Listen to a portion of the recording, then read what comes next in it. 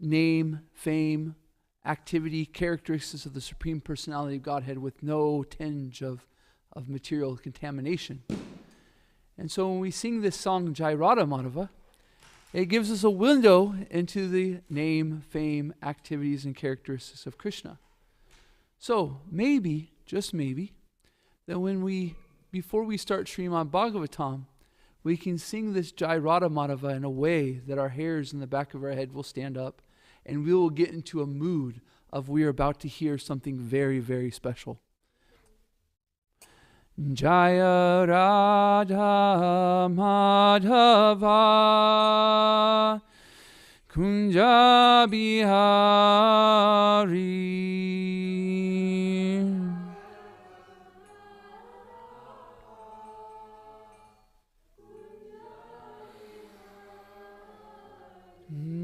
Jaya Radha Madhava Kunja Bihari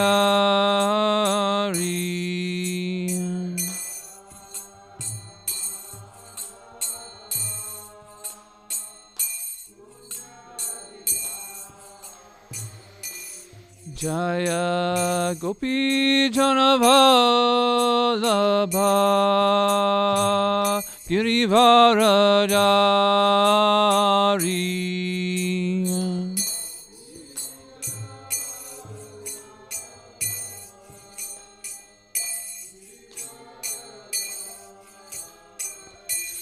Jaya Gopi Janavallabha Girivaradari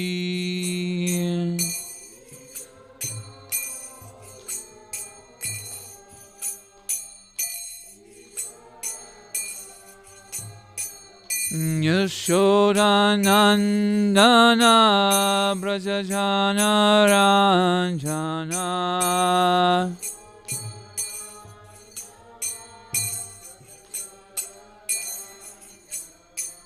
Yashodanandana Brajajana Ranjana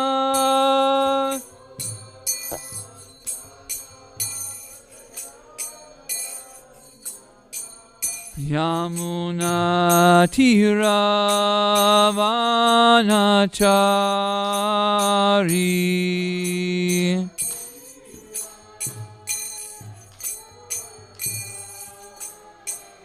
Yamuna Tiravanachari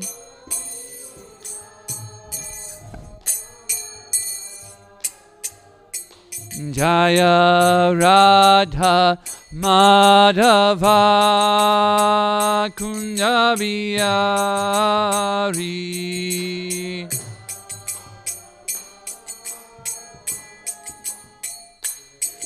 Bihari Jaya Gopi Janavallabha Girivaradari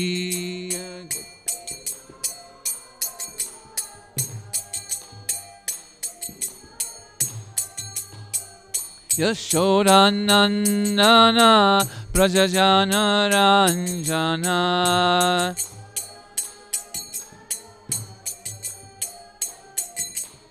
Yamuna Tiravanachari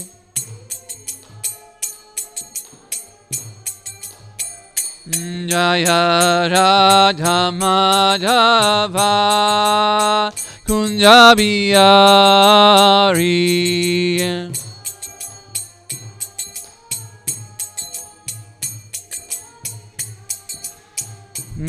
Hare Krishna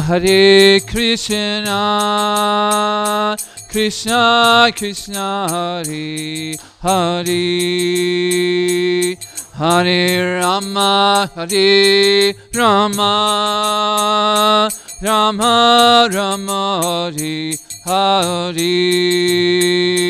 Hare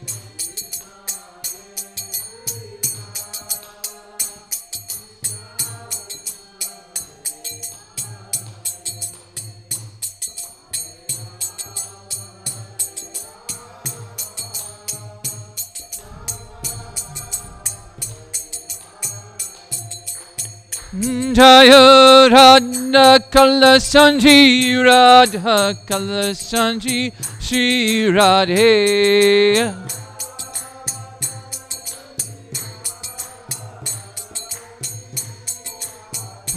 Jaya Jaya Prabhupada Prabhupada Prabhupada Jaya Jaya Prabhupada.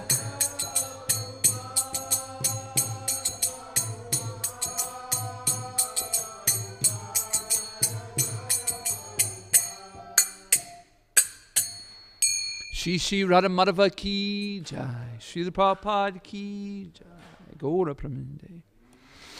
Hari Hari Bol. Om Namo Bhagavate Vasudevaya.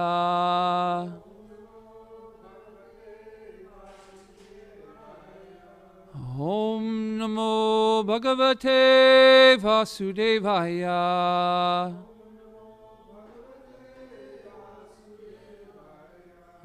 Om Namo Bhagavate Vasudevaya.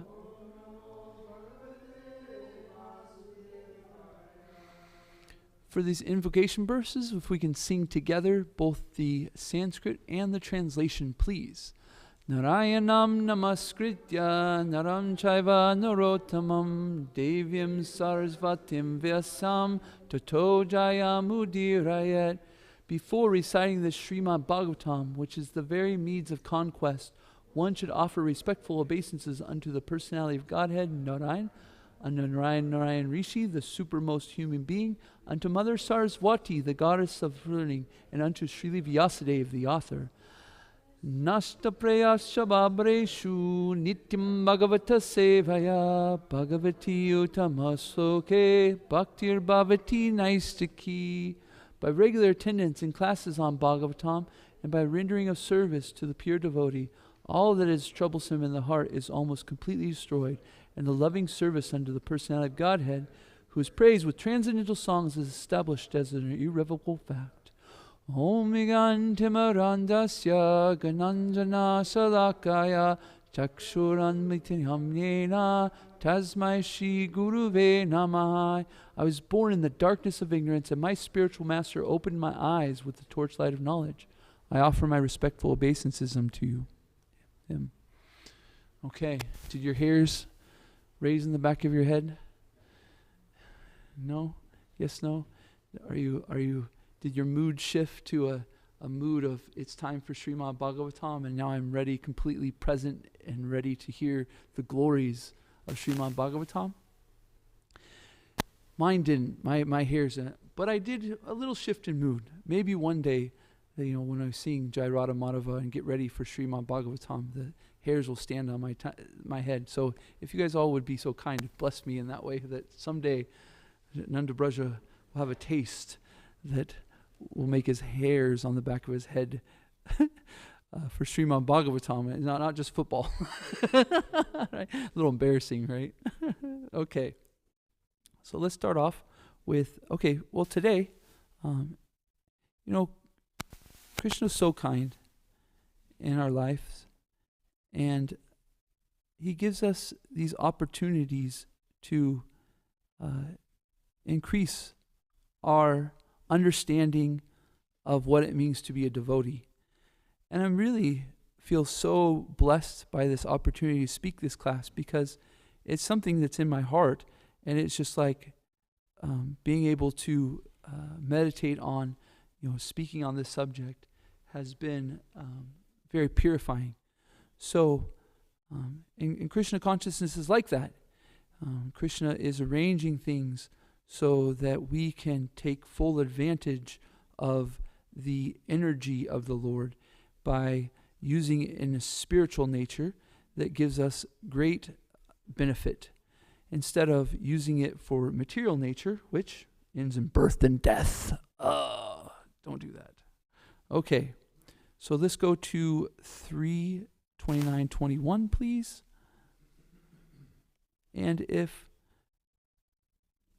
you would get us started, please, Dristadumna Prabhu. Text 21. I am present in every living entity as the supersoul. If someone neglects or disregards that supersoul everywhere and engages himself in the worship of the deity in the temple, that is simply imitation. I forgot to mention that the topic for today, this is kind of helpful to announce the topic. It kind of gets us to our minds start to absorb in some of the things, is becoming a well-wisher of every living entity. Becoming a well-wisher of every living entity. Okay, 22, please. One who worships the deity of Godhead in the temples, but does not know that the Supreme Lord as Paramatma is situated in every living entity's heart, must be in ignorance, and is compared to one who offers oblations unto ashes.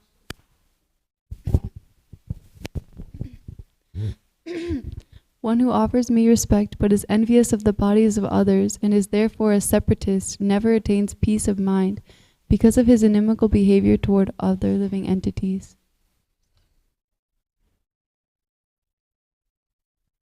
My dear mother, even if he worships with proper rituals and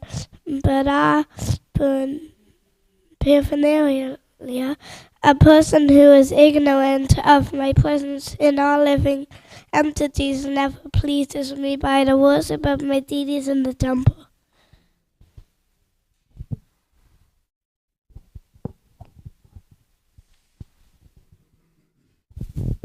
Performing his prescribed duties, one should worship the deity of the Supreme Personality of Godhead until one realizes my presence in his own heart and in the hearts of other living entities as well. As the blazing fire of death, I cause great fear to whoever makes the least discrimination between himself and other living entities because of a differential outlook. Therefore, through charitable gifts and attention, as well as through friendly behavior, and by viewing all to be alike, one should propitiate me, who abide in all creatures as their very self. Okay.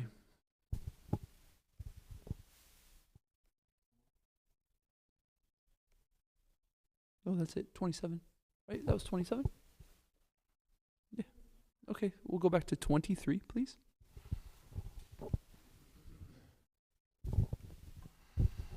Okay.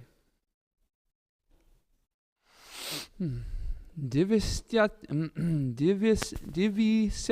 parakaye mam. Oops, a little early. Sorry. Okay. Divyastya parakaye mam. Divyastya parakaye mam. Manino binya darsinaha. Manino binya darsinaha. Bhuteshu badya vairasya. Bhuteshu badya vairasya.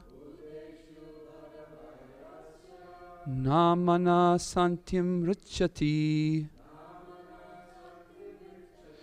Namanya santim tim richati. Javista parakaye mam. Manino binya darsinaha. Bhuteshu badya varyasya. Namanya santim richati. Please, Bolo.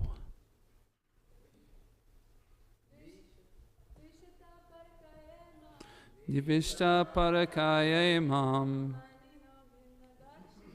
Manino binya darsinaha. Bhuteshu badavaryasya. Namanayam timrichiti.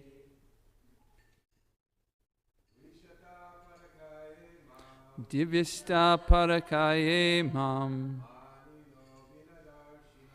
Mani no bina darsanaha. Bhuteshu padyavaryasya. Namanya santim richati.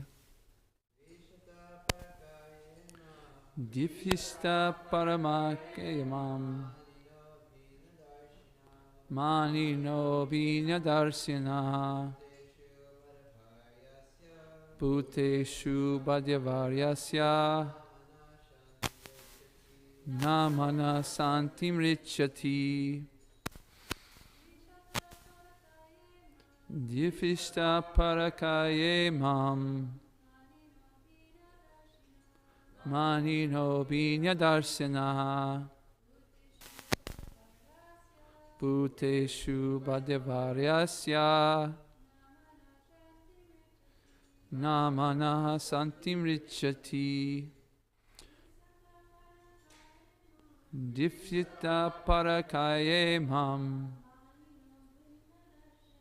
Mani no binya darsinaha.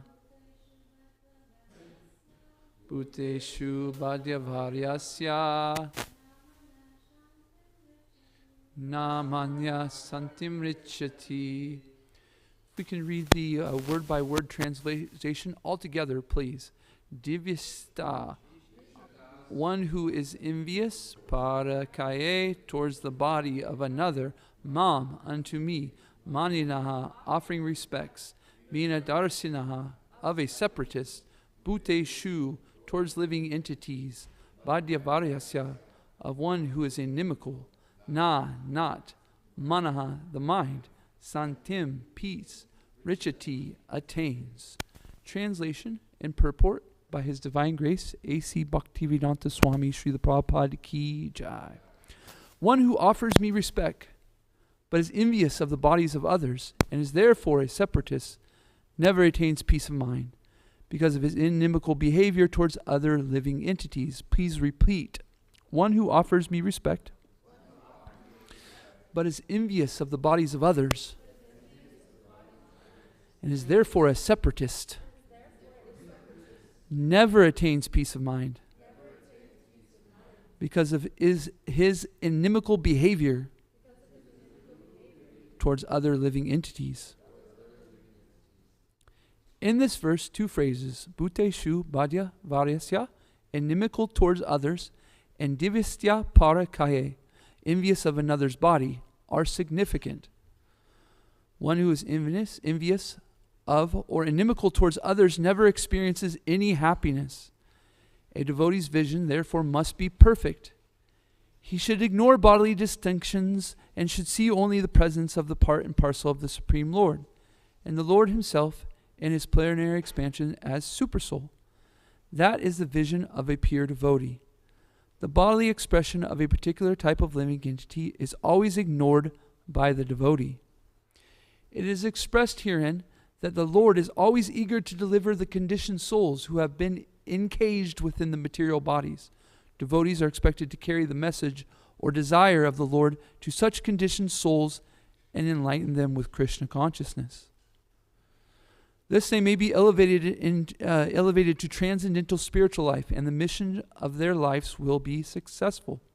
Of course, this is not possible for living entities who are lower than human beings, but in human society it is feasible that all living entities can be enlightened with Krishna consciousness.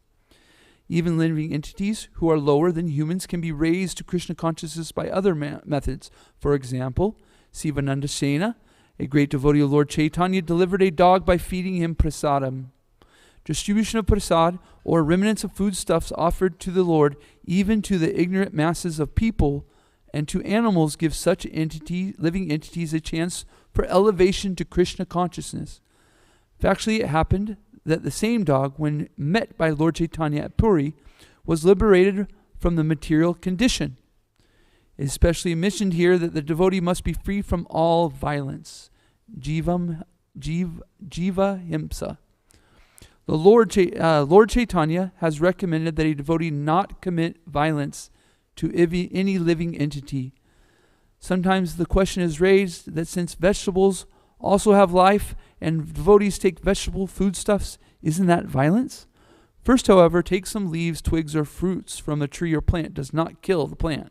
Besides that, jiva himsa means that since every living entity has to pass through a particular type of body according to his past karma, although every living entity is eternal, he should not be disturbed disturbed in his gradual evolution.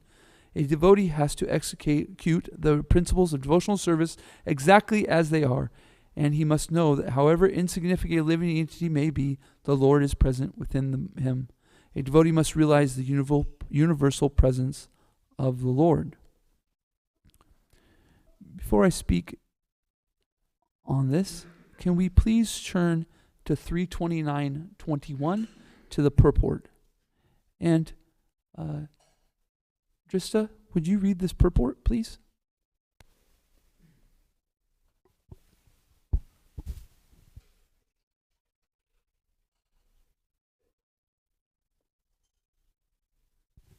Purport. In purified consciousness, or Krishna consciousness, one sees the presence of Krishna everywhere. Therefore, if one only engages in deity worship in the temple and does not consider other living entities, then he is in the lowest grade of devotional service. One who worships the deity in the temple and does not show respect to others is a devotee on the material platform, in the lowest stage of devotional service. A devotee should try to understand everything in relationship with Krishna, and try to serve everything in that spirit. To serve everything means to engage everything in the service of Krishna. If a person is innocent and does not know his relationship with Krishna, an advanced devotee should try to engage him in the service of Krishna. One who is advanced in Krishna consciousness can engage not only the living entity, but everything in the service of Krishna. So, in the early days, there was a devotee who noticed that one of the other devotees was spending quite frivolously. This devotee was taking flights and to different areas of the world, and it seemed to them that they weren't just using it in a sense of that this was Krishna's money, that this was Srila Prabhupada's money, and so we should be careful to not spend frivolously. So he mentioned it to one of the senior members of the movement, and they decided that they would go talk to Srila Prabhupada about it. So both of them sitting there in front of Srila Prabhupada, the devotee said, Srila Prabhupada, I've noticed that this devotee is spending like this, and they're doing this, and he goes and gives a list to Srila Prabhupada. Srila Prabhupada looked at the devotee that had brought the senior devotee, and said, ask him to leave right now. And they were surprised, and so the devotee turned to the other devotee and said, Srila Prabhupada is asking you to leave right now. Srila Prabhupada is very upset. So the purport or the understanding we could have in this situation is that the devotee who was speaking about the other devotee was speaking in a way out of violence or enviness. They weren't concerned about this devotee's spiritual practice, spiritual life, and that they could be affecting their path to Krishna, their devotional service. No, they were taking great joy in telling Srila Prabhupada about how this devotee had done wrong. It was very unattractive to Srila Prabhupada, and he asked the devotee to leave. So similarly, if we want to be the well-wisher to everyone, we must understand that we are here to serve everyone. Being part and parcel of Krishna, Krishna is the supreme, and we are serving him, and what's most pleasing to Krishna is our service to the devotees. Right? So we could ask ourselves, what would be a better attitude of this devotee so that they could, instead of being envious and hurting their own spiritual life and possibly the spiritual life of the other persons, how could they do it in such a way that they are increasing their spiritual life and possibly increasing the spiritual life of others? I'm going to ask that. Does anybody have any suggestions, thoughts?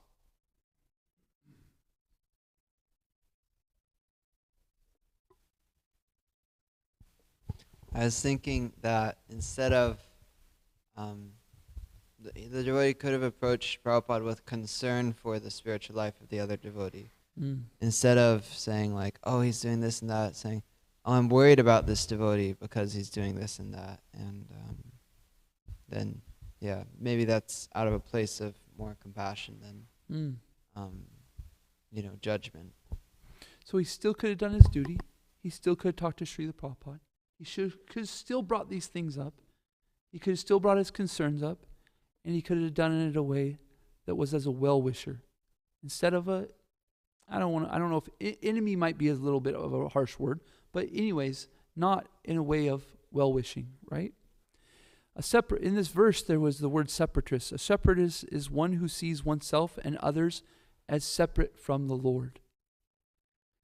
So if we see everybody as non-separate from Krishna, then there's no sense of violence or not wanting the very best for this person. So we have these situations where we think of this subject called nonviolent communication. Raise your hand if you've heard of nonviolent communication, right? And it's a way that we're getting past the harshness of words, the harshness of behaviors, and we're trying to understand what's deeper, what's the thing that person is trying to express. So sometimes this isn't very recognizable by us. So in nonviolent communication, we can, out of desire to understand, we can inquire. This is a situation we come across quite often in our spiritual life, right? Somebody does something that we don't understand, and we can say we have two decisions. We can decide that person is a bad person, they're my enemy, and therefore I'm wishing some kind of pain on them or I'm separating them from Krishna, right? And this comes out in different ways, right? Sometimes when we see that person, we might think, or maybe we see that person do something that's not good for them or it hurts them, and we say, that person deserved that, right? They did that one thing, and so they deserve it. Or we might think, you know what? I wasn't prepared this time when that person did this thing, but next time when they do it, I'm going to be very prepared, and I'm going to give it to them. But this is complete Maya, because we are seeing them separate from the Lord. Instead, we can say, you know what?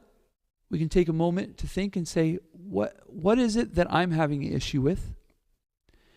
And how can I bring this up to this person that can be inquiring?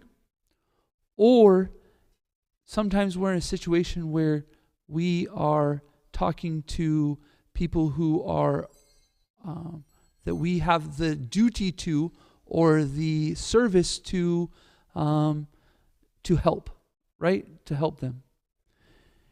And then there's situations as devotees where there's our peers and our seniors who we have no business correcting. We have no business telling what to do, but yet we're disturbed. We're like, we don't understand why they did these things. So we have two different situations. We have maybe our students, you could say, and maybe our staff, or those that we are have a duty to correct. And then we have those that we have no duty to correct, peers and is, but we still can be disturbed by these things. So there's two actions that we can take as devotees. But there's one thing that is above all, is that we are well-wishing this person nothing but the best in their spiritual life. So in the situation of for Krishna conscious terms or ISKCON terms, a junior, we can also inquire, hey, I saw like this. Why what happened there? Or can you explain it to me? And they might explain it to you, and you can say, okay, in this situation, what do you think about doing like this? The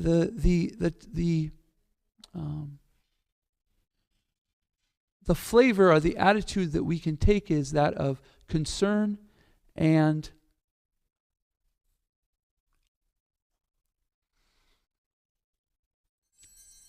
curiosity.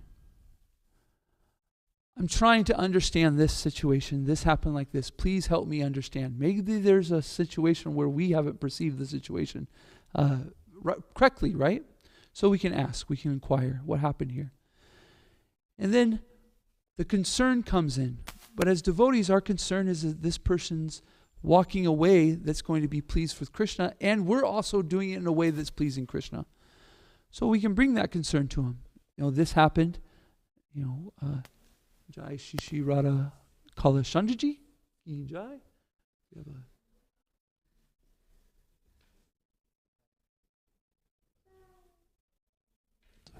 very, very dramatic,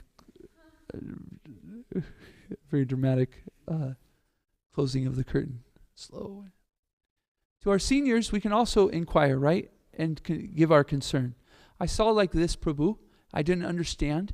As a matter of fact, we can even say, it hurt me in this way. Can you please understand me what was going on there?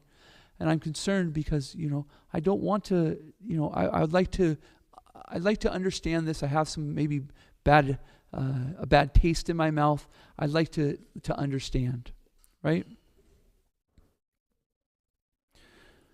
So, we'll come up with certain tough situations where we're seeing things that we don't understand or things that might not be so good for people's spiritual life. But really, we need to make sure that we aren't being, affecting, we aren't being detrimental to our spiritual life and others. So, we're trying to chant Hare Krishna. We're trying to chant attentive. We're trying to chant and get a taste for the Lord's name. But outside of our chanting, if we're not understanding that everybody's part and parcel and well-wishing them the best in their success for Krishna consciousness, then really we're hurting ourselves and we won't get a taste for Krishna's name. We won't be able to chant attentively and we will get frustrated. This is different. So, this is very important because outside of our chanting and our regular sadhana is also affecting our spiritual life. For instance, we chant Hare Krishna and we're cleaning up the mirror, the dust off the mirror off our heart, right? And we're putting in all this work and maybe we get a little bit of a taste of chanting Hare Krishna. We get in some meditation. But then we get done and we commit sinful activities or offenses to the holy name. Then it's just like adding dirt back to the mirror. And then we have to go and clean it again and again. But it's more than just this.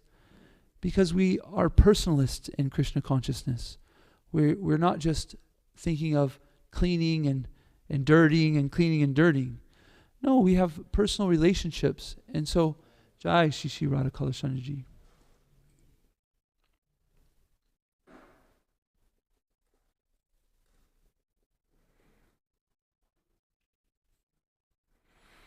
So when we're offending devotees, we're offending Krishna. How can we get a taste for chanting Hare Krishna if we're offending the devotees? How do we chant Hare Krishna and say, Krishna, I want to be your servant.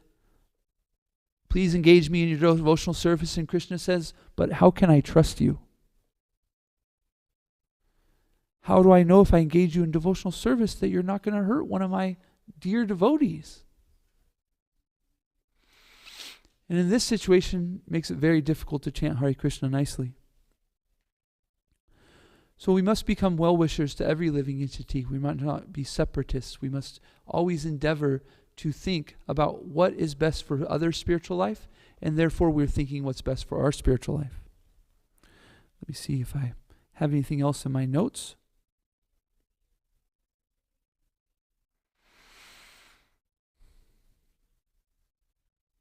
I wanted to mention that our seeing, if we are conscious, Srila Prabhupada said that before we become Krishna conscious, we become conscious. So if we can become conscious of those attitudes that we have when something's done to us wrongly and see how we're going to deal with it, then we get a really good glimpse of our heart and the anartas that we have to overcome. Yes, the thing that somebody did might not be right, but how you react to it is your responsibility. So if we act with envy or jealousy or pride or a desire to see somebody's get what they have coming to them, then this is our anarta.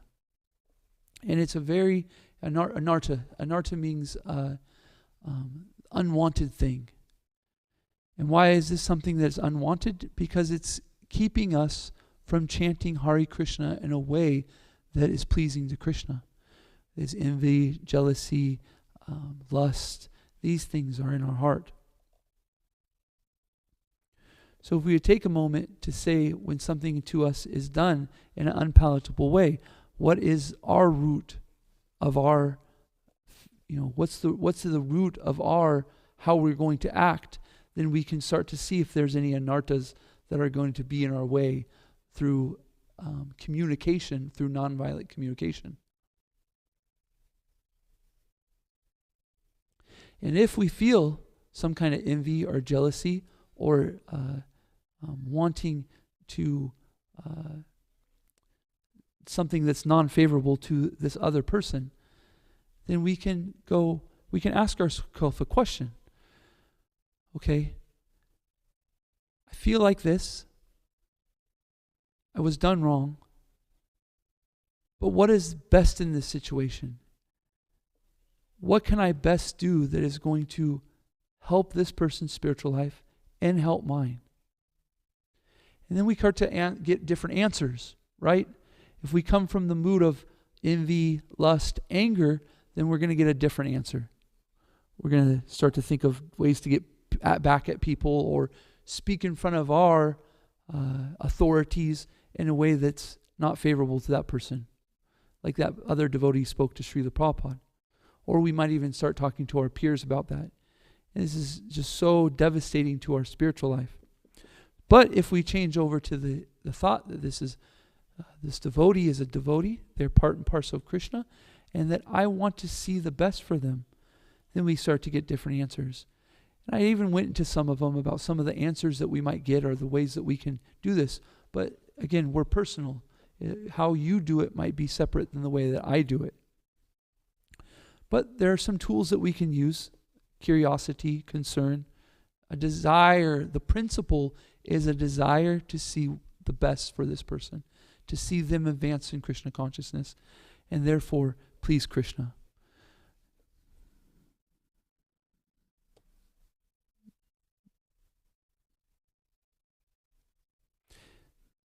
Can you go to 329.25?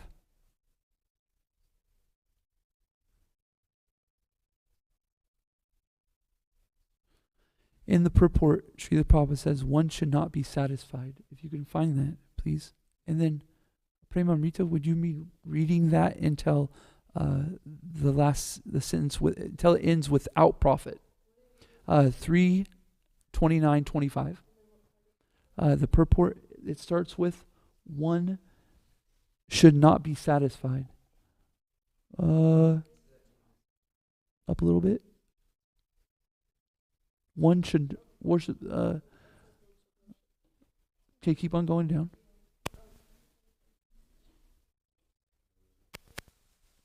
You could also search for one should not be satisfied. It says it right here. Is Well, yes, there it is. There it is. Thank you. Can you read that until?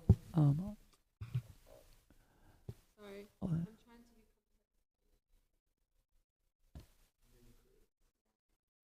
One, where did it go? One should not be satisfied simply by discharging his duties properly. He must realize his relationship and the relationship of all other living entities with the Supreme Personality of Godhead. If he does not understand this, then even though he discharges his prescribed duties properly, it is to be understood that he is simply laboring without profit. Thank you. So we're not just doing things just for our duty or just to do things properly. We're doing it because everybody's a parcel and parcel of Krishna, and our ultimate goal is to be pleasing to Krishna. So therefore, we might have to, or we should think of this about how we can be well-wishers of every living entity and please Krishna, and that pleasing Krishna will help our rounds. We can chant attentively, and maybe we get some we will eventually get some taste for chanting Hare Krishna. Is 8:21. I went 6 minutes over. I was thinking that question and answer time was 8:20. I apologize. That's one thing that I'm going to ask all speakers is to stop at 8:15 so we have a good amount of time to speak. So I apologize. That is my mistake. I was thinking 8:20. But questions and answers. Any thoughts? Drisadumna Prabhu. Thank you for the nice class. I was thinking, at least in my life or in my generation's life, we're raised kind of in this culture where the most sensational thing you can hear is something negative. What's on the headlines? Oh, there was some terrible thing happened. Or if you ever see a celebrity's name, it's they were caught doing this or they were caught doing that. And so that's the main thing that catches their eye. You don't really see news headlines as much saying, oh, this person's such a good person. So I see that I've been like kind of trained in this way that when I hear something like negative comes up about someone, I'm like, oh, wow, that's like interesting, you know? And sometimes it can carry over into the association of devotees. And so someone's like, oh, did you hear that this devotee did that? And so because of this conditioning, it sometimes comes up and I'm like, oh, what'd they do? And then I get into a whole mess of trouble. So I was wondering if you had any ideas of how we can fight this this setup of the material world where everyone is so eager to hear gossip about others or eager to hear the downfall of people around them. What I'm about to say isn't so easy, but it's not towards you, Drista. This is a thing that needs to be said because a lot of us are in this situation. We have to get past the neophyte stage as devotees. Srila Prabhupada said it in that purport, the first one that we read, right? That as a materialistic devotees, then we're going to be tasting these things. We're going to taste gossip. We're going to take, the tongue is not going to be controlled. So we really must go to nectar of instruction and realize that, I'm at this level and I need to raise to the next level, the Madhyam Adhikari, right? Where we start to engage everything in Krishna's service. So we read very attentively from our acharyas on the things that we can do to get to this next stage, like controlling our tongue. So practically how we can do that is by, here's something that's been coming up in my life and that I'm trying to do, is first we start to have an intention in the beginning of the day. We've recognized something that we want to improve, and we say, hey, Krishna, hey, Kalashandaji, you're my friend. I am having this issue. I'm so small. I have been conditioned in this world that is so attracted to gossip and materialistic talks. And I'm so small that I cannot overcome this. So please help me. Give me some intelligence about how to overcome this. And you know what will happen? Throughout the day, you'll get opportunities to practice. And you'll fail sometimes. And that's okay. Because you'll get back on the horse. And you'll say, at the end of the day, you can say, Kalashandaji, today I prayed to you about trying to control my tongue and to overcome materialistic talk. And you know what? There's a couple times I failed, and they were like this, and they were like that. But you know what? There was a couple times I succeeded too. Tomorrow I'd like to even get better. And your friend will listen to you, and your friend will reciprocate with you, and he will give you the strength. We're not doing this by ourselves. We have the Supreme Personality of Godhead right here that wants to see us succeed. But we have to ask ourselves, are we willing to hear the tough things? Are we willing to be open and say, man, I have some neophyte devotee inclinations, you know? And I want to get better. The desire to get better is already on that path of improving it over a neophyte devotee. So, was that helpful? Yeah? Shringarupa Prabhu. Just 1 second. So I wanted to clarify the intentions in the beginning and reflect at the end of the day. Intentions in the beginning of the day, I'm going to do like this. Reflections at the end of the day to see how you did. And then you can ask yourself how, not only ask yourself, you can talk to Krishna about how you can improve. And then if you need something more than that, you can have senior devotees, that also are helping you, people that you talked about the issue. Thank you. Sorry. No, thank you. Thank you for the nice question. I appreciate your answer of, striving to advance in Krishna consciousness and praying for help and reflecting on what we're doing. And one thing I've noticed for myself personally is if I'm it really depends on where my mindset is at. Like if I'm kind of in a place of experiencing some kind of gratitude or appreciation for all the devotees that I'm around, then like all the problems and issues kind of sort of like go away. I don't really think about those. But if I'm in a place of maybe not feeling so grateful, not appreciating what we have and what this temple, the devotees that I'm around, and sometimes my mind can go to the negative and the different issues, and this person did that, and how come they're not doing this? And so it's not exactly what you're saying, but in one sense, I just find that I find myself gravitating more towards or appreciating more when I'm feeling grateful for everything that I've got, to the positive qualities and being so grateful to be around these devotees and where we're at. And if I'm not in that place, if I'm feeling whatever it is, tired, grumpy, not appreciating where I'm at, then my mind tends to gravitate more towards the negative and the issues and the problems. Just a little reflection. Thank you, Prabhu. Thank you for that. Thank you for your answers, and thank you for your question. I just wanted to add to, I think it's amazing, this morning when I woke up, I was just laying there for a few minutes thinking that maybe this is in the ether. Yeah. I was just thinking that gratitude is the oxygen of the soul. If I don't feel gratitude, I'm suffocating.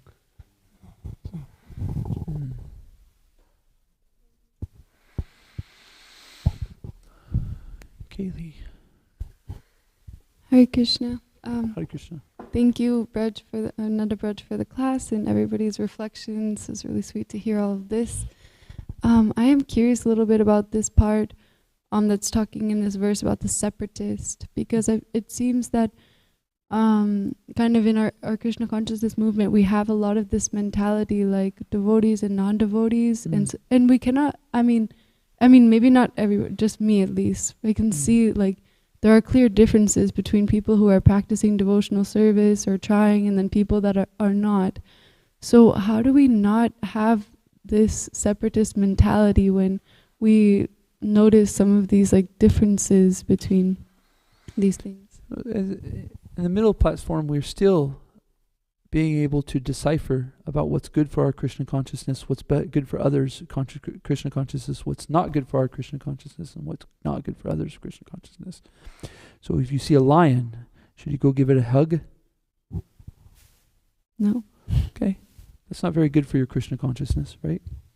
So yes, we can understand simply on the fact of what's, there's some things that are going to be good for our Krishna consciousness and not, and then act in that way.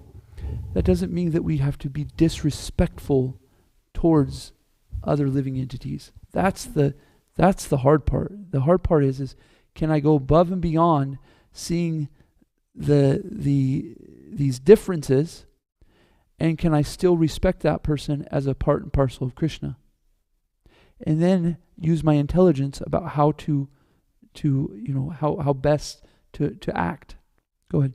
Okay, yeah, thank you. That's thank you. I was thinking it helps to focus more on the similarities rather than the differences, because if we only see if we, for instance, we have people we call as karmis, but if we see that, I have the same thing in a different way, then we can see kind of like the connection that we all have together. Yeah, but it's hard to do that sometimes. It's a very interesting subject about how to act in a way that's positive for your Krishna consciousness and others. I mean, for instance, here something comes to my mind is that we might see tendencies in other devotees that aren't palatable to ourselves. And so we should use our intelligence how to step that. We don't just keep on, if it's triggering to somebody, we don't just keep on doing it, right? We should say, you know what, this is a behavior that this person does not like, so I'm going to do everything I can to sidestep that, right?